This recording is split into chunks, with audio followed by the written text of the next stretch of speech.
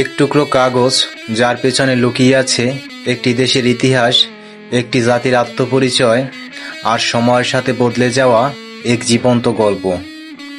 1971 এক রক্তাক্ত স্বাধীনতা যুদ্ধের পর স্বাধীন হলো বাংলাদেশ।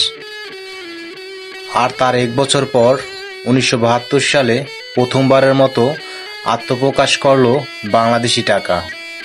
সেই নোটে ছিল বঙ্গবন্ধু শেখ মুজিবুর রহমানের প্রতিকৃতি।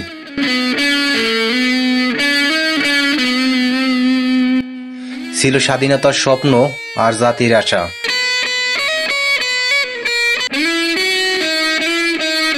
তখনকার দিনে 1 টাকায় মিলত 10টা পাঁপড়, 5 পয়সা দিয়ে কেনা যেত খই, আর 10 টাকাই ছিল রাজা রাজার মতোই কিছু।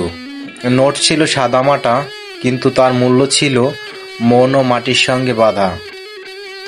এখন সময় বদলেছে, টাকা এখন কেবল কাগজ নয়, এটা ডিজিটাল স্ক্রিনে, কিউআর কোডে, বিকাশে, নগদে।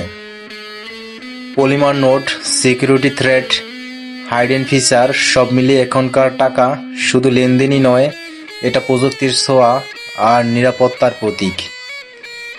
এক ক্লিকে টাকা পাঠাই 1000 মাইল দূরে, এক স্ক্যানে হয়ে যায় বিল পেমেন্ট।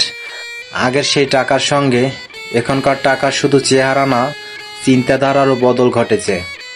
বাংলাদেশি টাকা এখন শুধু মূল্য নয়, এটা গর্ব, এটা স্বাধীনতা, এটা সময়ের সাক্ষী। বাংলাদেশের টাকা সেকালের গল্প, একালের গর্ব। এটাই আমাদের টাকার যাত্রা, একালের আর সেকালের। ভিডিওটি ভালো লাগলে অবশ্যই হিস্টোরিয়া চ্যানেলটিকে সাবস্ক্রাইব করে রাখবেন। ধন্যবাদ।